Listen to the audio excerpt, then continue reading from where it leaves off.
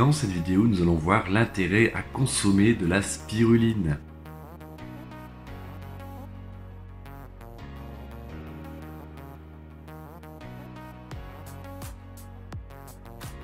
Bonjour, c'est Jérémy, bienvenue sur Foodover, la chaîne qui permet d'améliorer ta santé et ton bien-être grâce à l'alimentation. Qui aujourd'hui ne connaît pas la spiruline, ou en tout cas qui n'a jamais entendu ce nom, on lui accorde énormément de bénéfices pour la santé et il est classé par de nombreuses sociétés comme un aliment miracle. Tout d'abord, un petit peu d'histoire.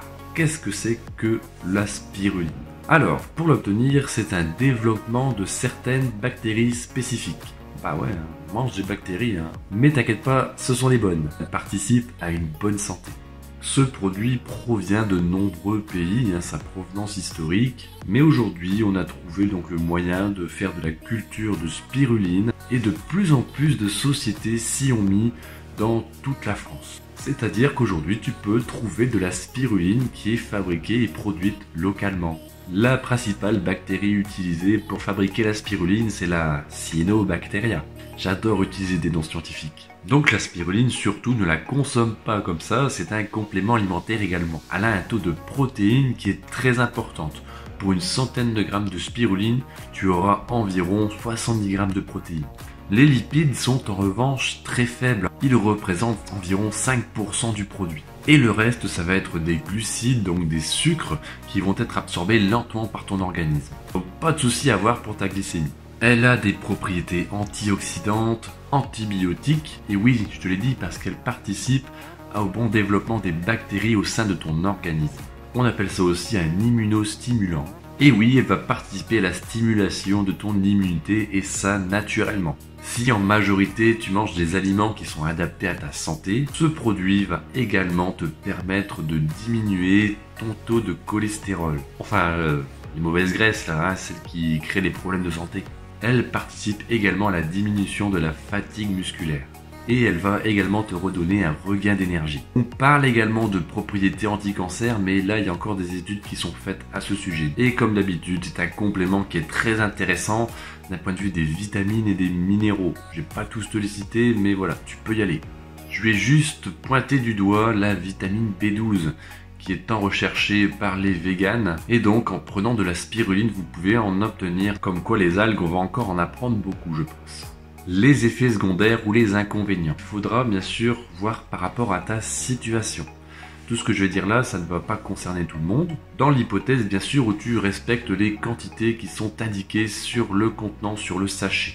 La spiruline peut causer des troubles intestinaux, des maux de tête ou encore te créer quelques fièvres légères. Donc attention au surdosage et n'en consomme pas si tu as une maladie génétique de type phénylcétonurie.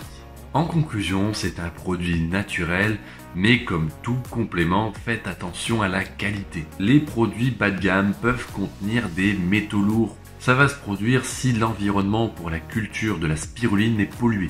On a déjà découvert des traces de plomb, d'arsenic ou encore de cadmium. Et je t'assure qu'il ne faut pas rigoler avec ça.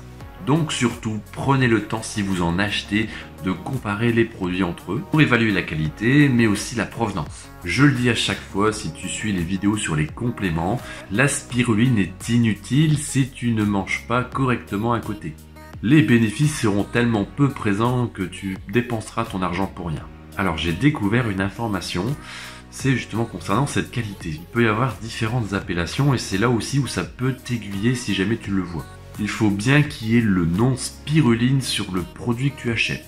Si tu vois un truc du genre algues bleu-vert ou un truc dans ce genre-là, voilà, ce n'est pas de la spiruline, de la vraie spiruline comme on pourrait l'entendre. En gros, ce n'est pas les mêmes bactéries qui seront utilisées. Et là, je peux te garantir que la qualité, ce ne sera pas du tout la même. Dans tous les cas, tu dois respecter le dosage qui t'est indiqué. Si tu veux te servir de ce produit dans le cadre d'une détox, tu vas peut-être ressentir les quelques symptômes, les quelques troubles que j'ai cités précédemment. Comme tout complément alimentaire, c'est à prendre dans une limite de temps. Si ton objectif c'est de perdre du poids, fais attention parce qu'en consommer toute l'année, ce n'est pas la bonne solution. Donc la spiruline, tu peux en prendre, mais fais attention que ce soit pour de réels objectifs et fais bien attention d'avoir structuré ton alimentation, c'est-à-dire pour qu'elle soit adaptée à ta santé avant de prendre ce complément alimentaire ou je dirais même n'importe quel autre complément alimentaire. Si tu souhaites en apprendre un peu plus pour savoir comment manger sainement, je t'ai mis en bas dans la description un lien qui t'amènera vers une formation offerte pour manger sain.